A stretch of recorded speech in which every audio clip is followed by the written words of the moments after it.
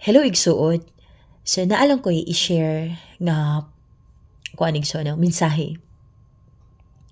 Ang atong kinabuhi diri sa kalibutan igsuon, no. Kung unsay mong achievement karon dinha, kung unsay mong kadaugan dinha igsuon, it brings glory to God, no. It can attracts the unbeliever, right? Igsuon, no. Kay nganuman bisag unsaon pa nato sangyaw sa pulong sa Dios kung ang mga believer igsuon no, wala nilagi kinabuhi ang pulong, naa gihapon ang kalaksot sa batasan, naa ang panag-indigay, naa ang tanang mga panaway, naa ang tanan nga mga batang mga dili maayo nga buhaton igsuon no. Ang uban gani igsuon no, ang bisag ang mga unbeliever wala nakabuhat no, ang uban mga Kristohanon igsuon no, nagbuhat sila sa ingon. Muna igsuon nga wala nakapahimaya sa Dios igsuon ang mga buhat nga dautan nga gihimo sa mga magtotoo.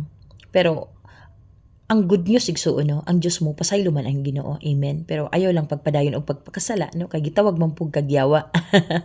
Muna igsuon nga ang atong achievement diri igsuon nga mga Kristohanon no, kung conqueror ka diha no, you are victorious, wala kay sakit no, hayahay ang atong kinabuhi, dili ta kalapait no, dili sa lawayon ang atong kinabuhi igsuon no.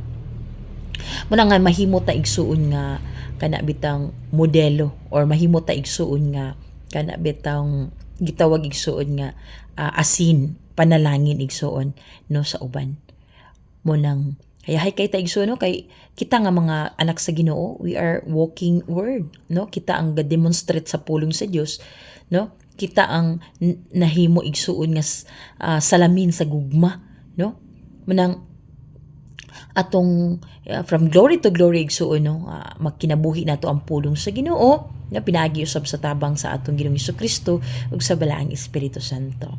So muna igsuon nga magdinasigay lang wintas pagpangalagad igsuon no, kay Jesus Christ is coming very soon no.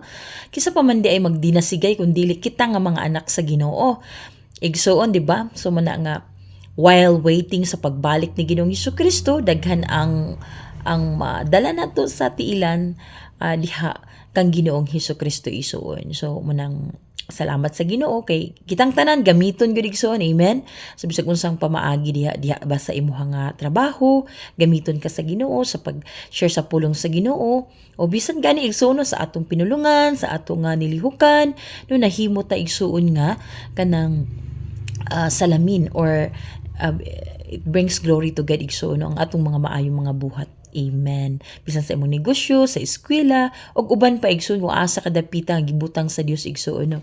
Munang pasalamat gid ta sa ato nga buhi nga Dios igsoon. So dalaygon gid ang atong buhi nga Dios igsoon no, sa walay katapusan.